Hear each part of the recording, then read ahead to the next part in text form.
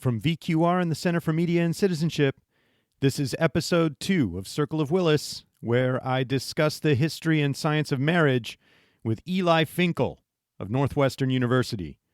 So settle down, everyone. Maybe sit and cling nervously to your special someone and have a listen.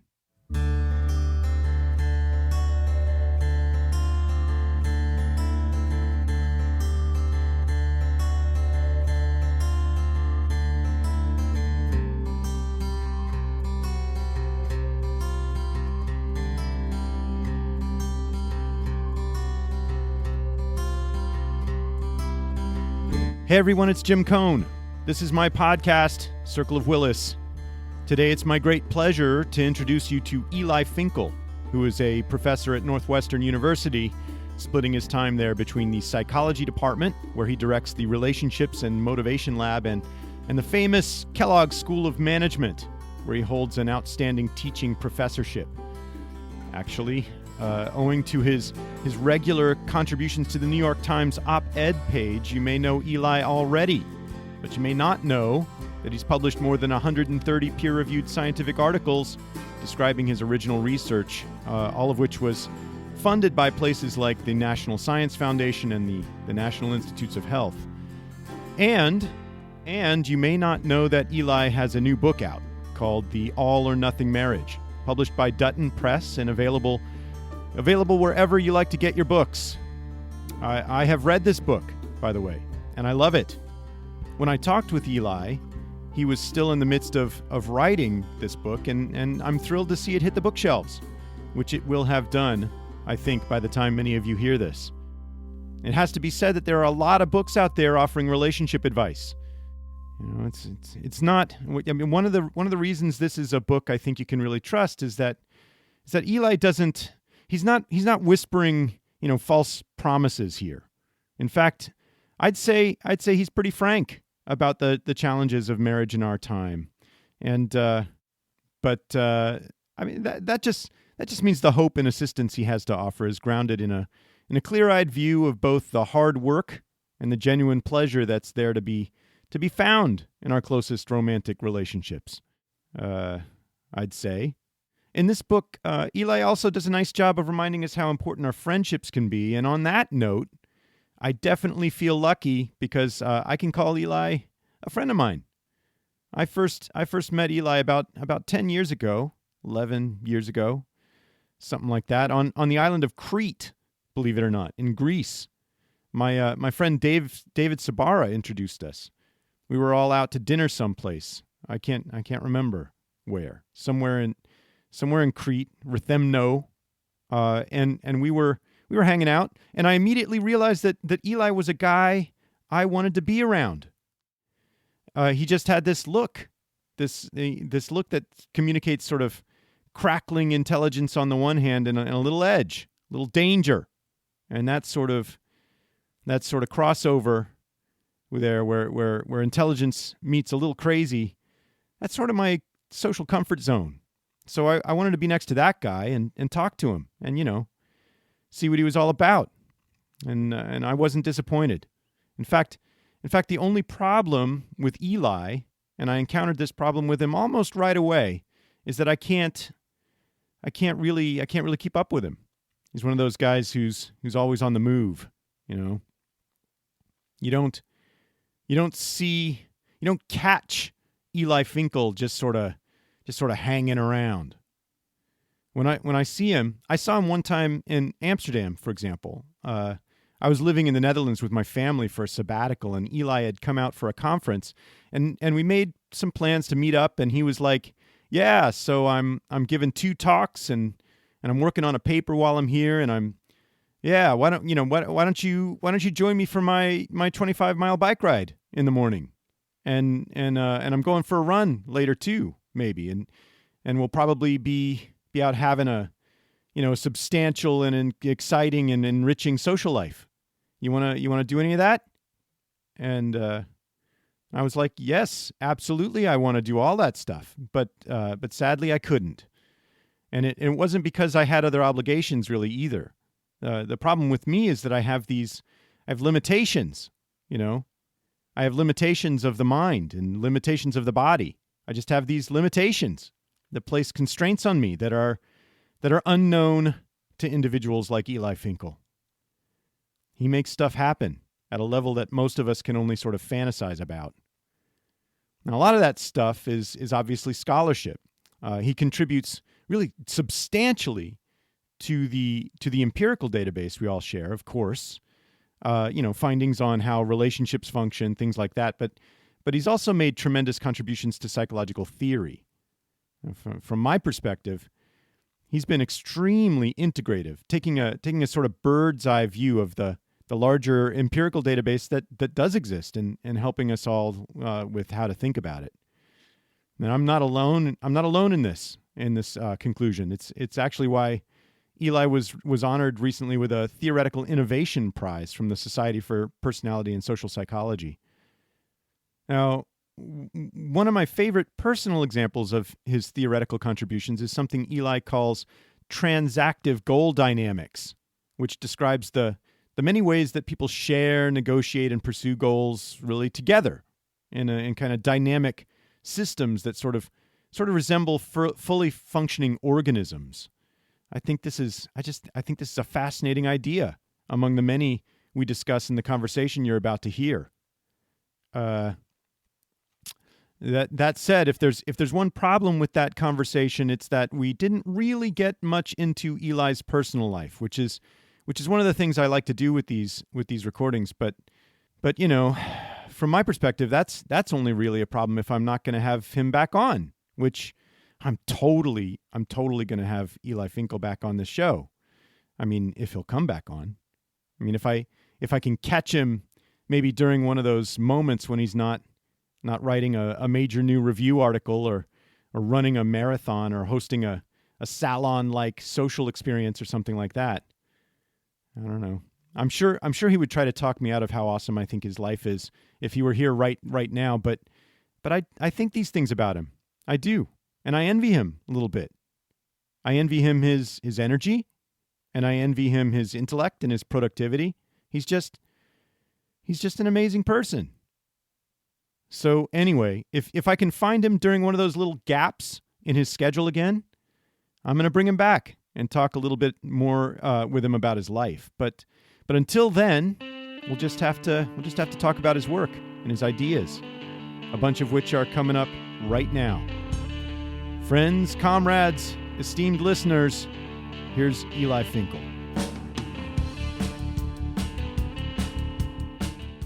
How's it going, man? Good. It's good to see you. What's lighting your fire these days? What's really doing it for you? I mean, I don't really know exactly what to ask you about because they're like 5 things that I could discuss with you for an hour. Yeah. I mean, yeah, that's right. There's been a lot of stuff that's been exciting. I have been, I'm working on this book. I think I might have mentioned to you. Oh, what is this book? The book is the idea of the all or nothing marriage. So how the institution has changed over time in the U.S. that makes it so that the elite marriages appear to be better than the elite marriages of any previous era, but that the average marriage is sort of limping along. How do you know that? I mean, is this? I tell you have that great Climbing Mount Maslow paper, which I love. I tell everybody to read that paper. Is this sort of based on that? Yeah, that's the idea. I mean, the answer of how we know that, the truth is we kind of don't. So here's what we know. The General Social Survey tells us that the proportion of marriage that reaches the highest level of satisfaction, the very happy definition, that's been falling a bit. Again, not crisis level falling, but linearly declining since the early 70s. And that's consistent with the idea that we might be asking more of the marriage, not in all ways, but in these sort of self-expressive ways. We're looking for the marriage to do these very intensive, high-level things for us, help us discover our identity, live lives in accord with what we discover, while we're simultaneously spending less time with our spouses, doing things like intensive parenting and working longer.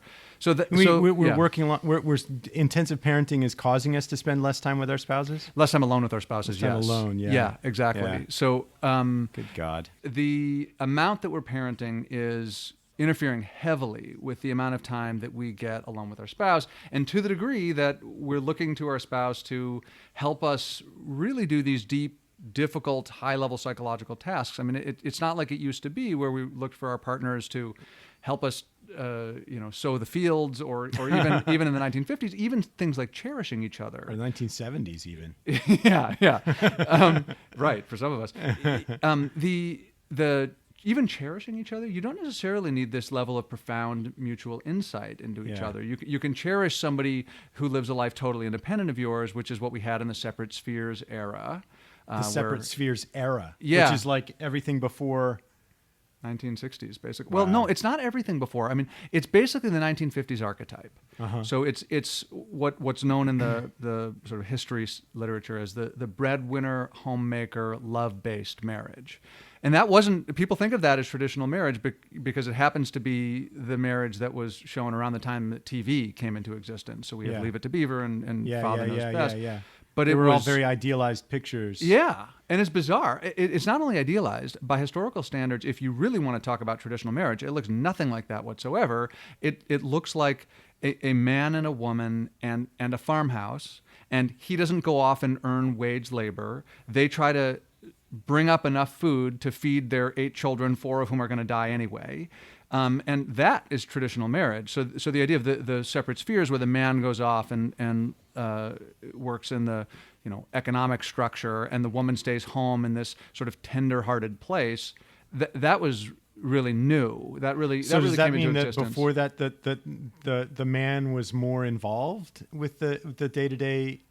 I mean, what does that mean? I mean, the man and the woman were both more involved in day-to-day comings and goings of the household. Yeah, I mean, there was no separation between the home and the place of economic production. The home was the place of economic production. There was no like, bye, honey, we'll see you after work. Right. She had her jobs, he had his jobs. They weren't the same jobs. I'm not saying there were no sex differences in the specific jobs people did. She was more likely to tend the gardens. He did the more physically demanding tasks. But Stephanie Kuntz, the I think outstanding historian of marriage, says there weren't dual career couples. There was a single career that you needed both people to do, and that neither one of them could have done independently.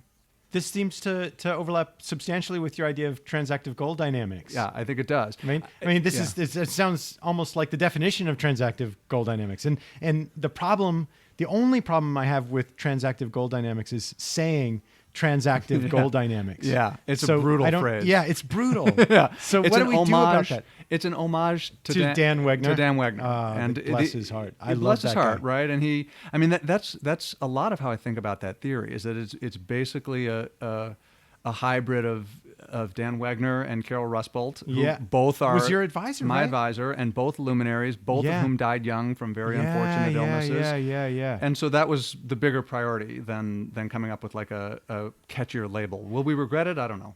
You know what it is? It's really descriptive, though, too. Yeah. I mean, if you attend to the meaning of any of the words in the phrase, right. It really, you pretty much they contain the whole theory. Yeah. Yeah. I mean, we debated, do we want something like transactive is just a complex word, but I mean, I just say shared goals. Shared goals. But that doesn't, that leaves out the dynamic part. The shared doesn't really deeply explain what's going on in the same sense the transactive does. That's right. I mean, look, we have shared goals mean something specific in the model, and they differ from. Am I going to remember the labels? Don't mess it up. I know I'm going to mess it up in real time. So shared goals, I think we defined as goals that we both have for the same target. So we both want me to lose weight. Yeah. They differ from parallel goals, which are goals that we both have but for different targets. Like I want you to lose weight and you want me to lose weight. And the dynamics between those two things... Can they overlap? Sure. So the shared goal is joint health, family health, and then the parallel goals. That's called a joint goal. Okay. Parallel, shared, and joint. Okay. Joint is, yes, both of us. Joint goal is I have it for you and me, and you have it for you and me. That's a joint goal. And in the model, these are all significant distinctions. And independent of all of this and cross-cutting all of this is who's pursuing the goal. Yeah. So I might have a goal for you to lose weight, but that doesn't tell us anything about who's in charge. Yeah. So I might have a goal for you to lose weight, and therefore I start cooking more healthfully. Yeah. Or I might have a goal for you to lose weight and get annoyed that you're not doing it. Yeah, yeah. So yeah. where's the locus of responsibility for those things? So you'll see how like we needed very general terms. Yeah, and you did it. I think you hit it. I think you hit it. I think you hit it. It's tough. Yeah. It's tough. Those are the breaks. Yeah. Yeah, I mean, if we bring it back to the initial question of is there evidence for this all or nothing marriage? So there's definitely evidence that the average marriage is declining a bit. The problem is, for me, if I want to make the strong version of the argument, is the data don't exist. There is no study, and you can't even really cobble together a series of studies to say, let's look at some measure of elite marriageness, something that says, What- I'm spectacularly over the moon. I can't even believe how fulfilled I am. What about Locke Wallace and the DAS and all of those kinds of marital quality? So what we would, this is a good point, because those are standardized measures. Maybe I could use these. So Yeah. the idea would be I'd need a cutoff. Yeah. Right. I would need to say the mean has been coming down over time. By the way, I think I'd have to conduct a cross-temporal meta-analysis, which is reasonable, but I don't think anyone's done this yet. I don't think so. To plot Locke-Wallace scale by date. Yeah. Basically, date of study, which is actually a cool idea. And what I think you're that's really suggesting, interesting. right? It is, Yeah. and I think what you're suggesting is that, and this is the sort of thing I'd been hoping for, and I hadn't thought it through. But yes, I think the model suggests that we should be seeing a decline in mean Locke-Wallace or other type of dyadic adjustment score, but that if you took a cutoff near the top, that you'd have more people, more marriages that are deeply fulfilling, like at the very top, and simultaneously decline in the average marriage. This bifurcation. Maybe it's sort of this developing bimodal distribution of marriages. Interesting. Well, the argument is the reason why we should be able to achieve a better marriage than ever before is basic Maslow. He says higher level need fulfillment affords greater serenity, happiness, and richness of the inner life. Yeah. Nobody in 1800 or even really 1950 was looking to the top of his hierarchy. No wife in 1950 said... Right, that was pretty lofty stuff. It wasn't... Maybe Humboldt, traveling around the world, longing for South America. Yes. And in fact, no, in fairness, you sometimes see these things in beautiful love letters between poets in the 1800s, for example. But this isn't the norm. I mean, it really wasn't until humanistic psychology like Maslow went mainstream. There was the human potential movement. Yeah. And this was Carl the Rogers. This is the countercultural revolution of the 60s that this stuff really starts to take off. And it's only then people are even looking to their marriage for those things. Really? Yeah. Really? Yeah. I think so. That's only when... Do you think June is it June and Ward? June Cleaver? Yeah. Do you think that so it's clear that they were looking to each other for affection and co-parenting. June, does Ward complete you? Right. She just look at you with the dog, dog head lean. She would. She would cock her head and be like, "What are you even talking about? What does that mean?" That's right. And I think these days, I want to know whether Ward is getting a paycheck and whether Ward is, they cared disciplining about the children. love. And by the 1950s, love was a really big deal. And a loveless marriage, really in the late 1800s, you see a loveless marriage becoming a deeply sad thing for people. In 1700, love was like a neat little perk that maybe you were lucky enough to get. But no, if you would have been laughed out of your colonial Hamlet if you said, "I'm not going to marry until I find someone I love," or if you said, "Oh, I don't love him anymore, I'm going to leave the marriage." That would have gotten you mocked. Yeah. But by the 1850s and after, and certainly into the 1950s, a loveless marriage became a profoundly sad thing. And now we're seeing a new element on top of that. A loveless marriage is still considered profoundly sad, unlike in 1700. But you're also seeing a marriage that fails to foster your personal growth and development is sad, or that fails to offer excitement. So the realm of possible disappointments is expanding. Yes, but that's precisely right. The realm of possible disappointments is expanding, but alongside that issue is the realm of possible ways the marriage can thrill you is expanding. So those of us who are able to say, I'm looking to the top of Maslow's hierarchy, I want deep fulfillment, I want you to help me discover who I am and lead a life that affords the expression of those things. We'll do that for each other. The people who do that, nobody tried that in the 50s. Yeah. The couples that can do that should, this is just logic, I don't have the data, but the logic is they should be able to achieve a level of marital bliss that nobody had ever even tried to get before. Do you think that's really possible? Yes. I mean, so these couples are out there? I mean, of course, I'm one of them, and you're one of them. Yes, of course. I love you, baby. That's right. I mean, so again, you and I have young kids, and we were touching on this earlier. Yeah. I don't. So Maslow sometimes talked about people who have self-actualized, and he was talking about, and he said something. I think he said something like 2% or something. Finding the Buddha or something. Yeah. It's sort of like he did in his some of his early work on this stuff. He plucked out like historical characters and talked about it, and basically said almost nobody really self-actualizes. But elsewhere, the way he talks is, I think, the more sensible way to think about this stuff, which is, we fluctuate on this stuff.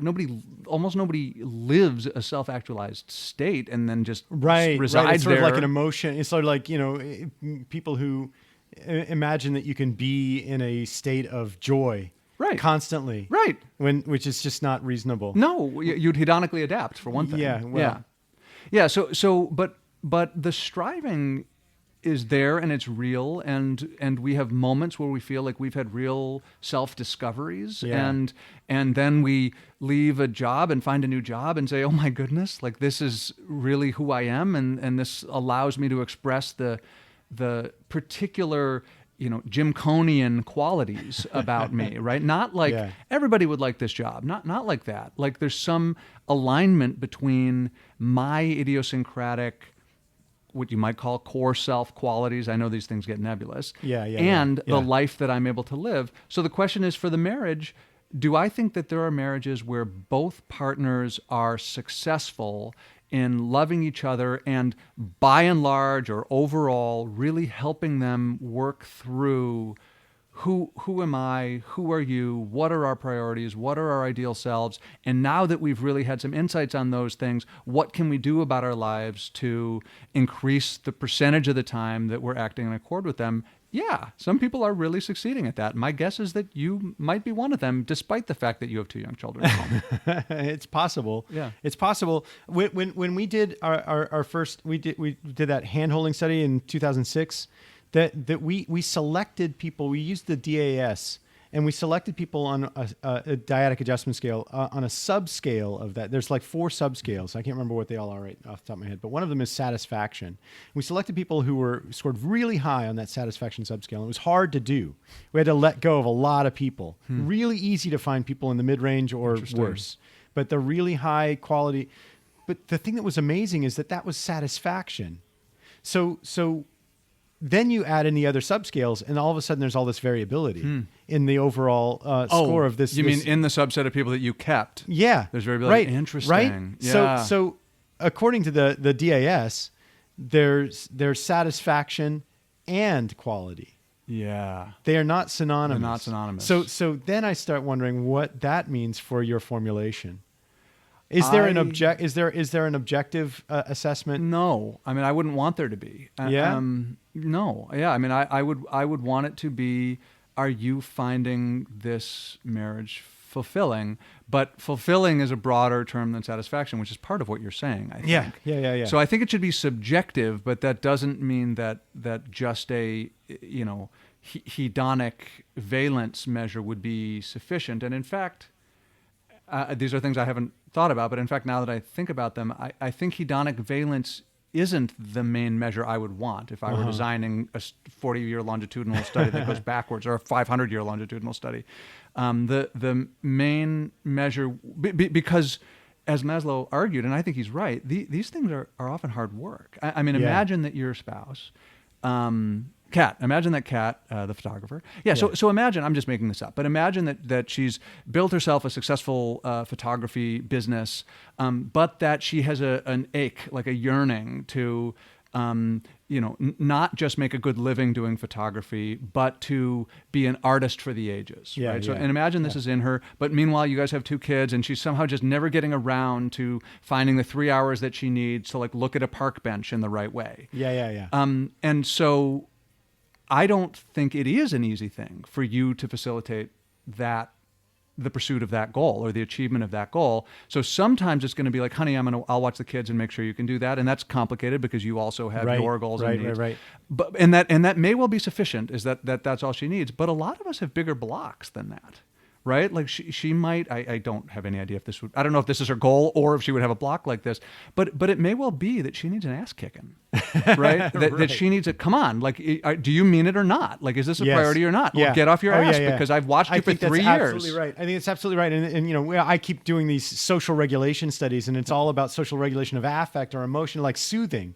And I've dropped the ball on this element that social regulation is so much bigger and broader than soothing. It's in every part of the way in which a couple can interact. Yeah, I mean the question of like what's the right DV is tricky, and I agree. Like soothing's a really good one. Yeah, right. Yeah. It's like it's nice. It's beautiful. Yeah. It's a really big deal. Yeah. But I also agree with you that or maybe we agree with each other here that soothing doesn't get the photography done. Yeah. Not always. In fact, not always. That's right. No, sometimes it may, that it's a safe base sort of process where once you feel soothed, you go out on your own. But often it's going to be a swift kick in the pants. Yeah. And that's why, coming back to this, what is the right measure of relationship quality, feeling, valence positivity, satisfaction, may not be the optimal benchmark of, is this the sort of marriage that is forcing us to do the level of hard introspective psychological and behavioral work to achieve things that if they were easy to achieve, we would have achieved them by now. You know what it makes me wonder about is the Nash equilibrium. Yeah. You know about a Nash equilibrium? Not well enough. I know what you mean. The idea, so the idea is that you're whatever else is true, you found a solution that any movement in any direction makes it worse. Yeah. Yeah. I mean, maybe that's a cynical way to look at it. I don't think it's cynical. No, I don't think it's cynical. So it's one way to try and operationalize what you're talking about without having to worry about pleasantness all the time. No, that's right. I mean, we don't. Our lives are too dynamic. They have too much flux in them to imagine a variation of a Nash equilibrium that sticks. Yeah. Right? Yeah. Like then there's like a new problem that you have at work, or you have a health diagnosis, or you start getting fat, right? I mean, like it's, and that's what I think is so complicated. I mean, that's why I think most people probably aren't going to be able to achieve the expectations that they themselves are placing on the marriage, these specific, these unique, idiosyncratic psychological sorts of expectations, and they certainly won't be able to do it if they're like, okay, love you, honey, bye, mwah. Right? Like it's gonna take, and this is sort of like rich person characterization, but I think the sorts of things that are like, well, we saw a challenging matinee and we talked about it, right? And like I think that is one mechanism that certainly like rich people with money and leisure time can do if they really want to challenge themselves to think deeply and try to understand each other. What the other mechanisms are that are optimal, I really don't have a strong intuition for that yet. So there's at least a subset somewhere, like the unicorn of these very, very, very wonderful relationships. Yeah. Maybe not. Maybe the unicorn is overstated. I don't want to be too flippant about it, but we can probably agree that they're going to be a minority. Yeah. And those relationships are as they are because they're responding to this increasing pressure is maybe too negative a word. This increasing cultural expectation for what the marriage can. What's it doing to everyone else? I think it's on average hurting us a bit. Uh-huh. I really care a lot that this doesn't get mischaracterized. I mean, podcasts are great because there's no editing. Yeah. Limit, right? Yeah, and also you can just talk and talk. So that's right. It's not explain. It's usually with other types of media. I don't want to be mischaracterized as saying marriage is in crisis. Right. Marriage is not in crisis. In fact, marriage in the U.S. relative to, say, the rest of the Western world, widely respected here. Yeah. Most people want it, even like strongly liberal people who can't even articulate why marriage still matters to them, are eagerly walking down the aisle. So marriage is not in crisis. But the evidence is pretty clear at this point that the average marriage is kind of limping along. Now, divorce rates, as you know, have been declining, Yep. particularly among the well-to-do, Yep. among the college-educated. It's Yeah. dropped almost by half since about 1980. It's like really, the divorce rates have come down. But overall, if you collapse across socioeconomics, the divorce rate is still pretty high. And even among those marriages that are remaining intact, there has been some amount of decline in overall quality. And that's, I think, due to the two trends. One is the spouseification of our social lives. So the amount of time that I worry about this a lot. Yeah, I mean, and the data, I don't know if you've seen them, but the data Yeah. are stark. If you look, say, there's good work that looks, say, at 1975 and then at 2003, how much time do you spend without your spouse, but with other intimate... With other people. That Yeah, you're your friends and this family. This is like sociological data? Yeah. And it's dropped among people with children. It's dropped by half. Holy shit! Yeah, half. It's big. So the actual data point that I'm talking about there is hours per weekend day that you engage in, that you socialize with people, friends or family, without your spouse there. It's dropped from 2 hours on average per weekend day to 1 hour on average per weekend day among people with who have young children at home because of, again, this intensive parenting that we're doing now. And among people who don't have young children at home, it's dropped from about 2 to about 1.4. But those are precipitous drops in a generation, right? So we've shit, really that's incredible. Yeah, we've really spouseified our social network, which is, I think, one of the main reasons why the extent to which you have a satisfying marriage matters so much. It matters more. And these data exist too. So if you look meta-analytically and you look at the association of, across all the studies that have been done, if you look at the association of earlier marital quality with change over time in personal well-being, psychological wellness, I forget, self-esteem, I think is lumped in here. You see that the effects are always positive. They were positive in the 70s and they're positive now, such that people who have higher quality marriages tend to show better psychological trajectories over time. But the effect is almost twice as strong in the 21st century as it was in the 1970s. And I think part of the reason for that is the fact that we've spouseified our lives so much. That it used to be that you've had a diverse portfolio of significant others, and to a large degree you don't now. Yeah, you don't. So if you've got an awesome spouse, then things are great. Yeah. If your spouse is more on the not awesome side, or sort of awesome, right? Yeah, I mean, I would characterize it. It's like a financial portfolio. That's exactly right. Yeah. And I would characterize it as a strong marriage. I mean, your spouse might be perfect for another person. Yeah, right. I mean, this is a dyadic. Yeah, no, that's very good. I love process. That. Yeah, thank you. That's a much better way of looking at it. Yeah, and that stuff dovetails with the expectation stuff. So the idea is not that we expect more. I mean, people expected their spouse to help them survive in 1800, which is not a trivial ask. But the high-level psychological and social needs that we expect the spouse to fulfill, to a large extent, independent of every other person in your relationship, like your spouse should uniquely fill these things. That's just higher than ever, and that's why you see these increasingly strong relationship between the quality of the marriage and the overall quality of life. You know what I wonder? I've been wondering that even before having this conversation, I've been thinking about individuals regulating other individuals. And what you're sort of, the possibility that you're raising is that couples as a unit require a broader sort of concentric circle of social resources to regulate the couple. Interesting. To sort of keep the couple functioning well. Interesting. Right? Because suppose that you have diversified.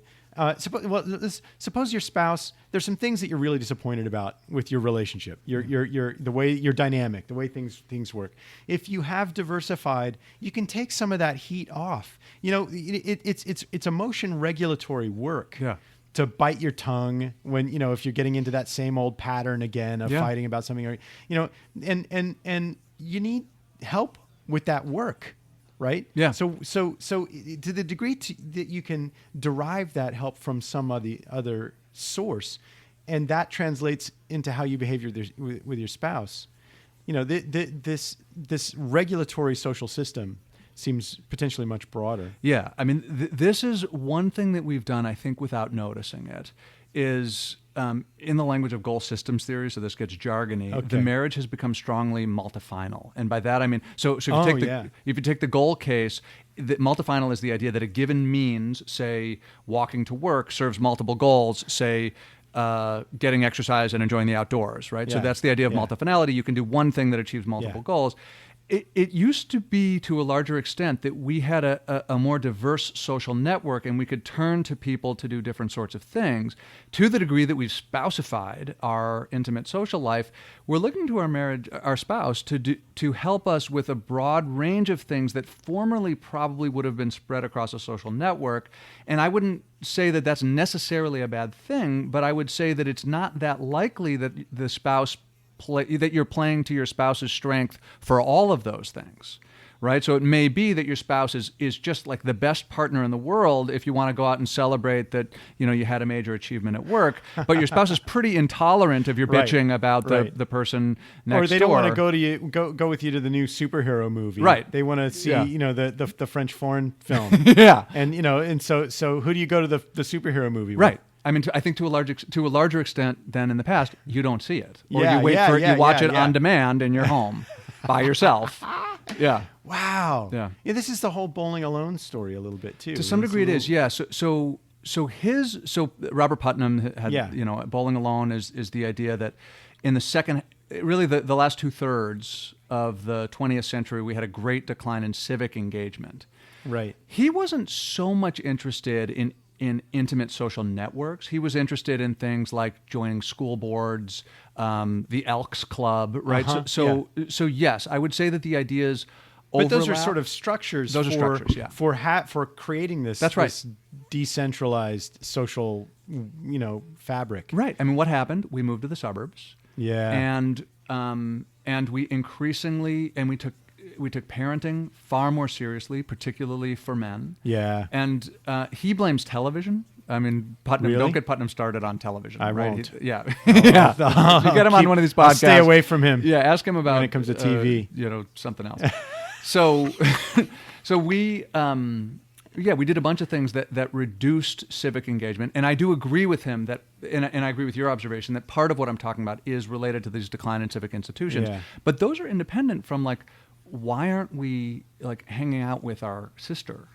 I don't think he was talking about that. He was talking about civic institutions. Yeah, this is really. I see what you mean. Yeah. It's a little bit different. The focus is there. Why aren't we seeing our best friend? And the other thing that I wonder is contributing is so I guess the characterization I'm getting so far is this cultural shift, right? Yes, that's right. But there's also things like mobility that's increasing. So I have moved since starting graduate school, 4 times, right? And every time there's another sort of iteration of forming good friendships, and and that's tough. So historically, here's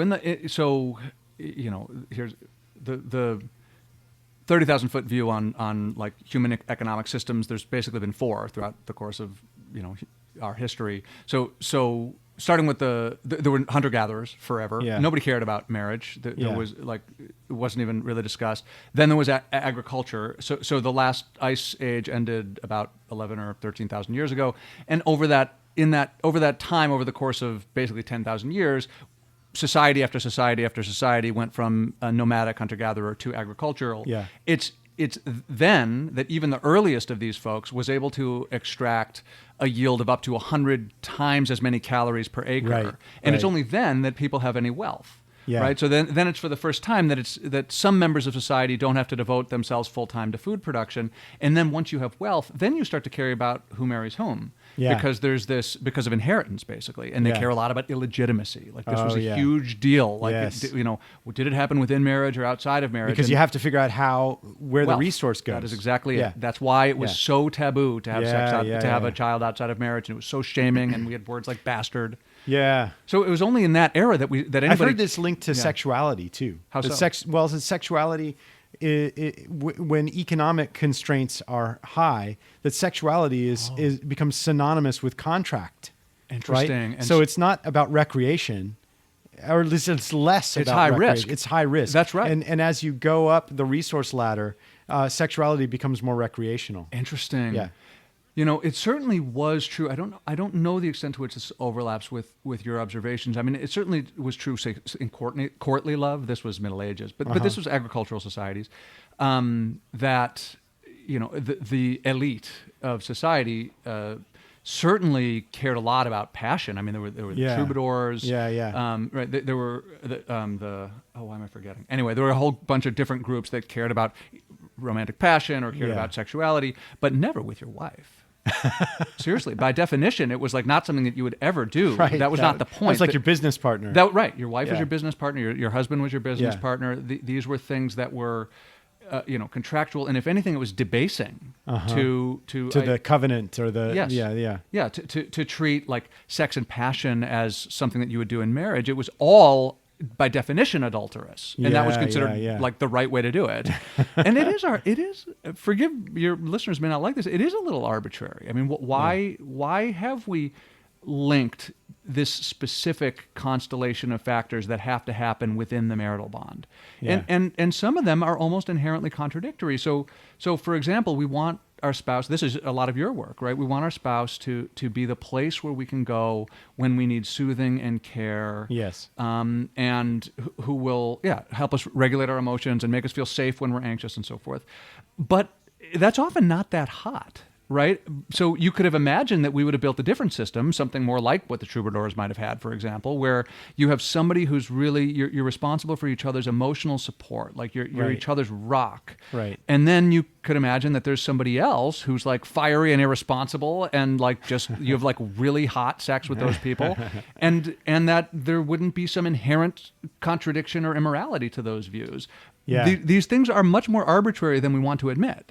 But we link them and we care a lot. I think first that they are clearly arbitrary. I mean, maybe not totally, because you have these patterns, right? There are patterns. It's not like North America is where this happens. Right. These kinds of patterns happen. Sex and contract are linked a lot. Yep. Because sex makes babies, probably. That's right. And can make bonding. And can make bonding, right? Yeah. It makes bonding, and it's all. So it's not totally arbitrary, but it has the potential to be arbitrary where resources are sufficient, probably. Yeah, arbitrary was the wrong word. It has taken on a moral rigidity that seems superfluous, and many. But is it superfluous? I mean, go ahead. Yeah, I mean, many. I'm concerned about the default nature of the monogamy assumption, right? I'm alarmed that. So some people ask the question, is monogamy realistic? And they usually want to answer no. The question shouldn't be, is monogamy realistic? Yes, it's realistic. You can do it if it's a priority, but that it's not trivial to do. So I think the question that I would have people ask on a unique basis, each couple can ask this of itself, is monogamy sensible for us? Yeah. Because it's treated as if like, oh, well, that's just the obvious default. We're going to do that. And then we start thinking about all the other things as if we haven't already made a big ask. Yeah, but we have. So monogamy is great. I have nothing against it. Many people, in fact, maybe most people are probably best suited by having a monogamous marriage. I'm totally enthusiastic about it. But the fact that it's treated as if it's not going to be work, as if it's like self-evident, as if it's anything other than impressive, right? It's treated as a default. Yeah, anything. It's like you haven't slept with anybody for 5 years. Like there should be a celebration about that. So since human nature has come up, it seems there's people are always looking for these broad generalities about human behavior, and it's, as you know, very hard to find those because one of the most realistic generalities about human behavior is that we have flexibility. We have this massive brains that afford us this incredible range of behavioral flexibility. So then it seems to me that the questions change. It's not about are humans monogamous or not. It's under what conditions does monogamy make the most sense, and under what conditions does it not? And that's why I can't help myself anymore from always coming back to resources, budgeting, sort of goals that need to be met. What are the means to those goals? Yep. All of these things sort of function as sort of structural organizing principles for questions like, should there be or are we monogamous? Yeah, I mean, I have exactly the same reaction. So anytime that a scientist gets on the radio or an individual married person wants to think this through or have a discussion with her spouse about these things, it shouldn't be a good, bad, necessary, evil sort of calculus. It should be, what are our priorities? Yeah. And what resource investment is going to be required in order to achieve those things, and what are we not prioritizing? What are we willing to say? Yeah, what's the trade-off? Precisely. Yeah. What is it that we're willing to say, boy, I've asked a lot of this one relationship, and I don't want to overburden it or be unrealistic, because that's likely to have costs on the quality of the relationship and the satisfaction that my spouse and I have in the marriage and the fulfillment that we have. So if people were serious about this, I think they would make a list. What is it that's important to achieve in the marriage, and what am I actually asking of the marriage? I think they'll be shocked by actually what they're looking to their partner to do. I think they don't notice. And then there's a conversation that's like, all right, well, realistically, if I'm really going to expect this person to be my primary or even sole source of emotional support and sexual fulfillment, and have this person who helps me discover who I am and achieve my idea, grow toward my ideal self, and you go down this list of high-level, intensive psychological things, it's like, well, what's going to be required to do that? And then, am I willing to invest those things? And then we're willing to invest in them. And also, let's be honest, there's also, how do I understand myself? We're all individuals with cultural, behavioral histories and backgrounds. Things have been sort of inculcated in the way we view things, what hurts our feelings or what makes us excited. They're going to vary. That's right. So how are we willing to negotiate that as well? That's right. I mean, this is one of my major concerns about one size fits all recommendations. By the way, in the replicability crisis. Yeah. But also I know. Also applied to marriage as well. It's like, I couldn't write a book that says the 7 secrets to a happy marriage, unless that book were 7 questions that you should pose to Maybe that's what you should write. Yeah, I mean, that will be part of my book. Yeah. Is basically, what are the questions that people need to think through, and on a case by person or couple by couple basis, figure out their own answers to. Yeah. There's not going to be these well, here's the way you need to support people. For example, your work largely comes out of the attachment theory tradition. Although I didn't know that until later. So inadvertently. Well, let's say it this way. Phil and Mario were delighted when your paper came out. I know. So, and I view when I discuss your work in class and so forth, I talk about it as attachment work, in large part because it was I think the first neural work to get serious about the nature of the attachment bond. Yeah. So not just individual differences in anxiety and avoidance, but the normative attachment system. Yeah. Anxiety triggers the attachment system, and then can you find a safe haven? Yeah. Think about the way that people like to be supported, right? So I could imagine as a relationship researcher, or you could imagine as a relationship researcher writing a book that says, here's how to soothe somebody who's experiencing anxiety. Yeah. I suspect that I don't want to be treated in that way, right?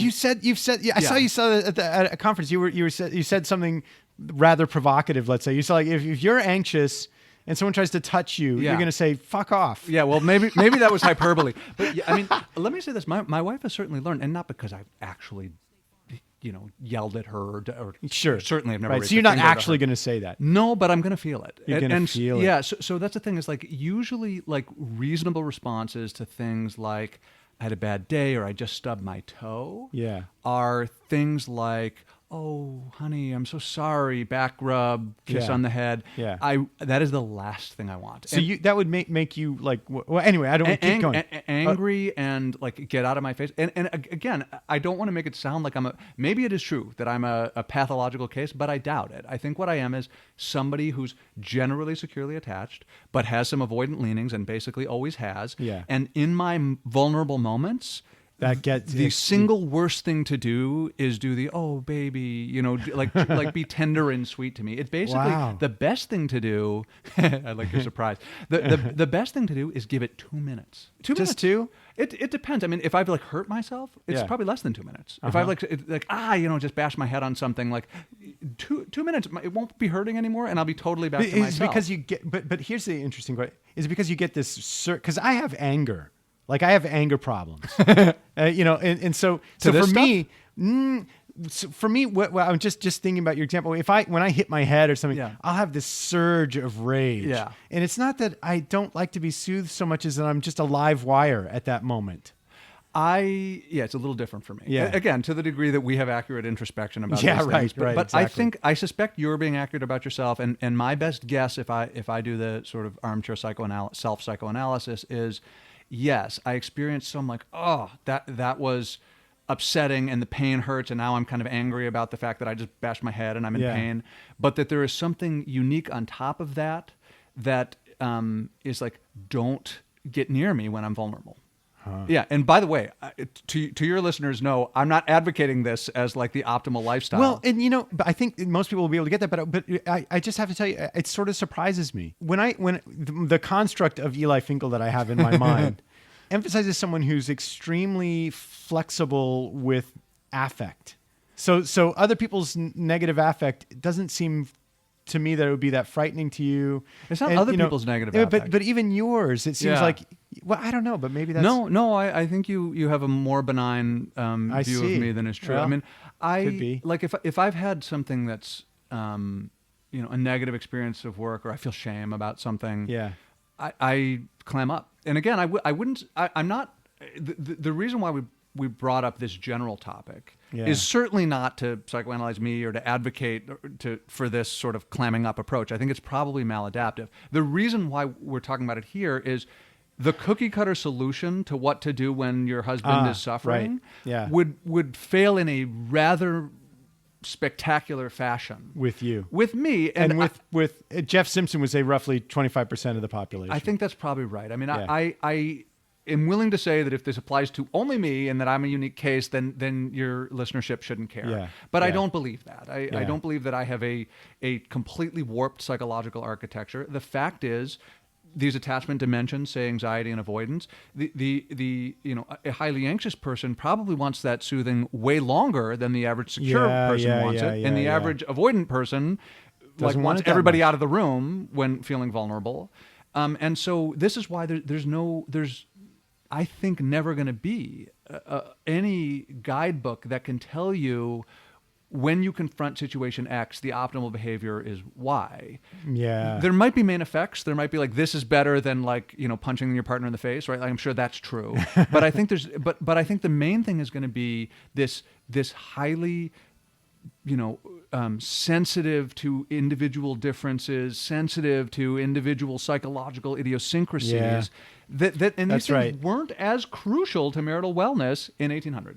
Yeah, and the world was shittier then. The world was way shittier. Way shittier. Yeah. We managed to feel oppressed nonetheless, though. Yeah, I know. Heroically. Yeah. Yeah, truly. Yeah. Cool. Well, okay. Well, that all makes a lot of sense to me. I mean, my own work, I definitely think that I've neglected the individual differences of things. You've looked at avoidance, right? I did in the early sample, and now... Although small, here's the segue. Moderation. Now in the age that we are in, it is almost unpublishable. So there's 16 subjects with a moderator. No, you're right. And it's just not publishable. Pre-register. But I agree with you. But the thing is, if I showed you or anyone the data, and I could, you would go, that makes 100% sense and was predicted by at least 24 people over the last 3 decades. That's right. Yeah, that's right.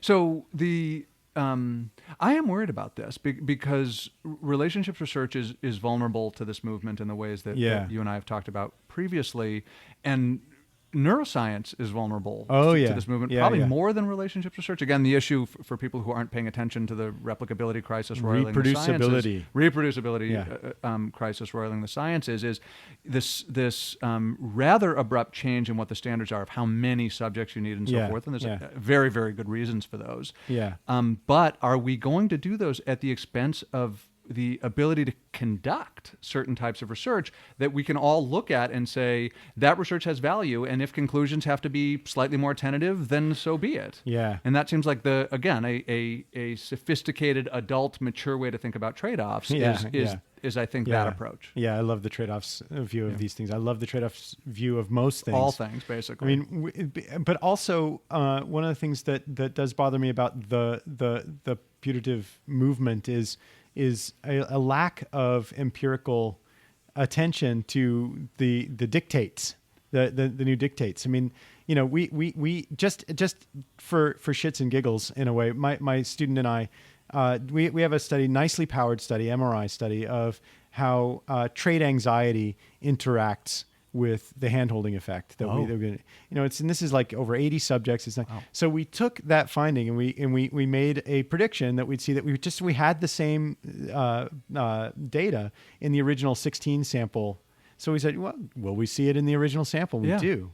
And so you see the same associations. It's still statistically significant, but it's in 16 people that we went back in time to look at. I think I know where you're going. Yeah. You know what I mean? So. Well, no. This is one of the issues that has been alarming to me that I don't think has been discussed yet. I think this is what you're bringing up, right? So you have it in a large sample study. Yes. So the question is, should we be more convinced or less convinced of the effect now that you also have it in a second study that's got a small sample? Right. And I think you and I have the intuition that okay, so that second study, the older study, is not definitive because we now know enough about the problems of small samples that we don't want to draw strict conclusions. But I think both of us would feel comfortable saying that there is an increment in our confidence in the effect. Increment has been achieved. So some non-zero amount of increased confidence in the effect because it's been replicated. The irony is the statistical forensics procedures that people have been developing would draw exactly the opposite conclusion. That's why I raise it. Yeah. Right. And now I guess the argument would be if it were all pre-registered, maybe that would help. Maybe there would be less concern about it, Yeah. although the statistical procedures are indifferent to pre-registration. That's right. That's right. I don't know. I mean, if it turns out that you can't, or people like you can't do the sorts of research you've been doing over the last decade, or can only do one study every few years because you have to get 100 subjects through an MRI, through an fMRI machine, and hell knows, some of them are going to move. Yep. And you're going to have to throw out the data because they move their head. Yeah. And so, if that's the end, that's the part that really terrifies me about the movement. There's all sorts of great things about it, but if it turns out that there's just in some senses, the very best, most convincing, most compelling work that we as a field know how to do gets replaced with a bunch of mechanical Turk studies because it's easy to get big samples. Like, man, why aren't we talking more about that problem? Well, and also the problem of constrained methodological creativity. Yeah. There are Alan Kasdan wrote this amazing book in the I think the 80s. That's in like its 5th or 6th edition. It's just Research Methods in Clinical Psychology. It's the driest title in the world, but I highly recommend it because it is stuffed with research designs that maximize causal inference with small samples. Interesting. With single samples, case study designs, multiple baseline designs for very small rare diseases, ABAB designs that we know where you try to understand the mechanism by switching it on and switching it off and switching it on. There are so many options for increasing sensitivity to real effects with small samples that if we restrict our solution to a sample size adjustment, it just doesn't make any sense. I suspect this would be an argument that would be palatable to people who are more activist in this space than you and I are. There has been a greater discussion, I think, in the last year or two. You've probably seen some of this. That says a little bit. Increasing power. There's lots of ways to do that. It doesn't have to be big samples. Yes. And that's, I think, the point you're making here. So that, I think, is not going to be a third rail. Like, everyone will grant that, I think, non-defensively. It's other stuff like replicability is great, and it's true that all else equal, the larger the sample size is, the more replicable the effect is likely to be. But what are the other parameters that also matter? And under what circumstances are we willing to sacrifice this percentage of replicability of a given study for this level of innovation, of creativity, of methodological rigor, Right. of unique sampleness? Yeah, right. yeah. I mean, it's like, in fact, Unique sampleness. That's unique my sampleness is going to be the title Yeah. of my transactive goal dynamics : unique sampleness. Yeah, I mean, I actually want to check out. I'm not enjoying being involved in the debates. I find a lot Yeah. of it to be pretty unpleasant. But and I would be happy to check out as long as I could get a commitment from everybody that I feel like everybody should be willing to commit to, which is, can we have a rule that says anytime we want to propose a policy or even consider current practices, we must think about the reverberations for the other desiderata, the other valued Yeah. criteria. How of does it fit science. into the ecosystem? Yes. How does Yeah. it fit into the ecosystem? Yeah, because there is an ecosystem view of this, Right. and this is what you've really been talking about and writing about beautifully. There's virtually always trade-offs. There are competing interests, and the canonical one is the external internal validity Right. problem. Yeah, this that's is right. just true. That's right. And so if that happened, that there was just an increasing, I believe to be the right word is recognition Yeah. of that fact. I mean, that you can no longer write papers that say, science is in crisis, replicability, here are 6 things to do about the replicability problem. Yeah. Like that it's now, yes, that's a great paper as long as it is accompanied by, these are the prices that we're going to pay for the changes that we want to make to increase replicability. Yeah. If they're thinking aloud about it, I don't really have a horse in the race about what the right trade-offs are. I'm not knowledgeable enough and not that interested in figuring that stuff out. Let the methodologists do that. But just a recognition that all practices, including current practices in fairness, Yeah. have a set of trade-offs embedded within them. Yeah. And that it shouldn't be okay anymore. In 2011, it was probably fine, but it shouldn't be okay anymore to make recommendations about solving a specific problem for a specific desideratum of science, like, for example, replicability, without actually thinking through, okay, well, that means we're going to run a lot fewer studies, or that Jim Cohn can't do fMRI studies anymore. Like, okay, these are costs, and maybe, and let's debate them. And Let's maybe debate it's true them, yeah. that shutting down Jim Cohn's lab or making you run one study every 4 years is a good trade-off, that the increased replicability is worth the lost yield of number of research questions people like you get to ask. It may well be. I doubt it, but it may well be that that's Right. good for science. And Right. as long as people are engaging with that question, I'm out. I just want the engagement with that question to be the main topic in the field. Is it my imagination, or and I hate good old days kinds of points, but Yeah. I think of Cook and Campbell. Yeah. Even what's the classic stats test? Cohen and Cohen. Oh, yeah. The trade-offs language was all over the place It in was. there. When you talk about the list, remember in Cook and Campbell they go through all the threats to validity. They do. And how to cope with all the various threats to validity. Yeah. And there's trade-offs all over the place, and this is what makes it hard. That's right. Right. And certainly the McGrath article that we've Yeah, right. referenced Yes. recently that talks about internal and external validity, Yeah. for example. Yeah. I mean, look, in fairness to the sort of more activist side of the people in this discussion, none of those people really understood p-hacking. I mean, I think none of us did, and I think that's didn't. right. I think I definitely let it. I certainly didn't have a word for it, and words are useful, and they consolidate a lot of conceptual thinking. It's I mean, worse than that for me, and I think probably for you, and for most of the field. Like, I didn't realize, I never had the thought that you run until the end of the semester, and then you analyze the data, and if it's a p of less than 0.05, you stop, and if it's a p of greater than 0.4, you stop. But if it's a p of 0.07 or 0.16, you collect more data to see if it levels into a 0.05 or doesn't. Yeah. Never did I think, it was called getting more power. Yeah. Never did I realize, like, but actually you've already used up your 0.05 error, the type 1 error that you're allowing when you ran the first analysis, and now you're playing like on house money, basically, when you do the additional hypothesis test. And same thing, even with outliers. Like, I mean, I guess we kind of knew that it was shenanigan-y, the way we were, it's 0.07. Oh, now I'm going to think to look for an outlier, but it didn't occur to me before. So, I mean, those are things that I think we didn't. And when we look for outliers, yes, it was oriented toward trying to get p less than 0.05, but it was always with the belief that this is going to reveal, like there was some truth. weird, there's some weirdo who's not from the same population. So I think that they've done more than just. I agree. Solidify an I agree idea. that. I agree, and also just these these methodological conversations are good to have, and it's been heuristically valuable for that sense. For me, it was the discovery in grad school of multi-level modeling. Right. So as soon as I started, the transition period where I went from sort of running a standard ANOVA to more HLM kind of research or data analysis, that's where I would face situations where this way it's significant, and that's way it's or you not. let the slopes vary, or not. So, or not. How do you model the random slopes? And that's right. And,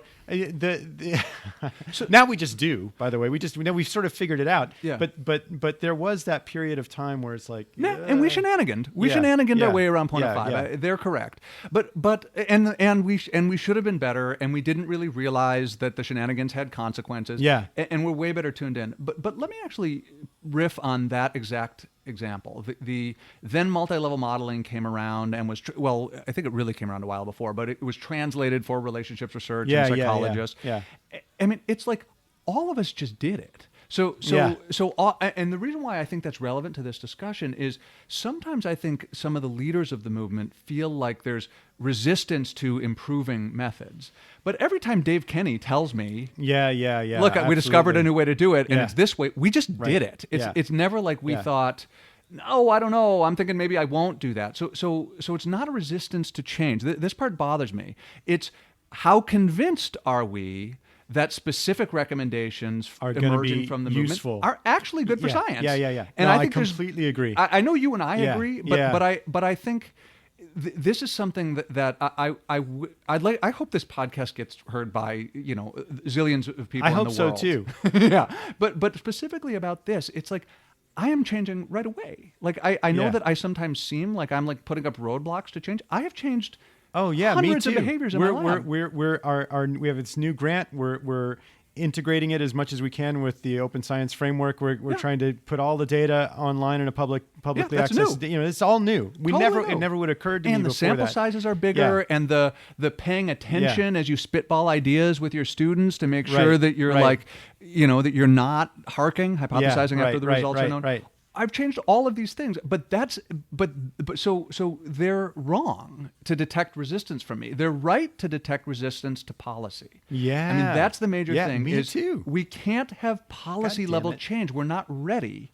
And so policy level changes that should apply to all scholars in all disciplines, I don't think we'll ever be ready for. But even at the level of, within relationships research with couples, I don't think we've thought through the trade-offs yet. Yes. The movement is 5 years old. Yes. We've made massive progress. Well, yeah. I mean, the distinction between useful new tool, useful new strategy that can help you do better science and policy that we're going to use to constrain your movement. Right. That's all the difference in the world. That's all the difference in the world. But the truth is, policy that constrains your movement, I'm in favor of that too, as long as I'm convinced that it in fact improves science. And I'm not even sure. I mean, I put in those terms, but even though politically I'm a progressive leftist centralized government, scientifically I'm totally a libertarian. You are. There's so much that we don't know about the creative process still. There's so much that we don't know about the generation of hypotheses, the moments of insight that people have looking at data sets that I would look at the same data set and see, the bottom of the ocean. I wouldn't see anything. Right. We just don't understand that. We're learning. So really, science. What I mean to say by that, to me, is it's the Old West. It's anything goes. It's a free for all hellscape on some level. Yeah. Because it's that unknowable. The future we don't really know how. I haven't thought through this. I mean, this is an interesting set of ideas, and I'm trying to think through. So everything you say is sensible, and if you want to use non-political language, it's the "let many flowers bloom" approach. And one other brief thing. I mean, Alison Ledgerwood at UC Davis talks a lot about the start local approach. Yeah, and to some degree, she's very, I think, she's a more activist, I think, in the movement than we are, but she's simpatico with this broad idea of one-size-fits-all solutions and top-down policies are going to be destructive. So her take is, you in your own lab, pay attention and in good faith, listen to the issues in the movement. When you find something convincing, change your practices. If you learn, oh, that didn't work in a sensible way for our lab, not work as in 0.05 work, but wasn't sensible for our lab, then do something different. Yep. And that this is the optimal strategy for here. Your point is interesting, because I'm wondering if there isn't a downstream implication for that of that science is arbitrary. I mean, it's interesting to think. It's interesting to take seriously your idea and think through. Well, what does it actually mean? Does anything go? Yeah, I mean, it is. What I don't mean to say is that there aren't ways to improve the probability that we are learning about things. I mean, I wouldn't say that at all. There's a whole giant I never would want to abandon the immense progress that we've all made methodologically, including the recommendations of the more activist folks that we're talking about right now. Yeah. Never, ever, ever. The problem is I don't know what someone's going to find out, not in terms of content, but in terms of process. I don't know what someone's going to figure out how to do a thing or how to. It's just I'm in favor of principles. Yeah. Like, publicly verifiable, transparency.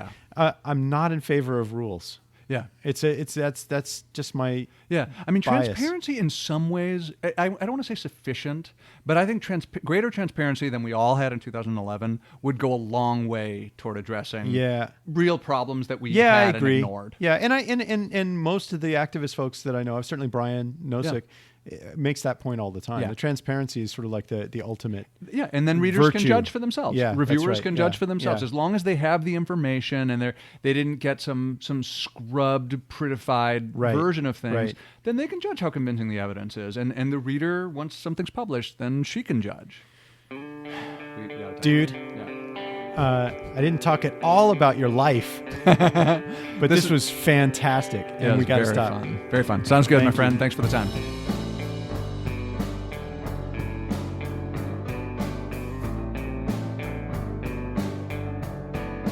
Okay, that's it, everyone. Thanks to Eli Finkel for a lively and informative chat. You are fun to talk to, mister. You make it easy. Can't wait to do that again. And as I've said before, if I can catch up with him, I'll ask him to come back soon, and we'll talk some more about his personal life. Folks, the music on Circle of Willis is written by Tom Stouffer and Gene Rulli and performed by their band, the New Drakes.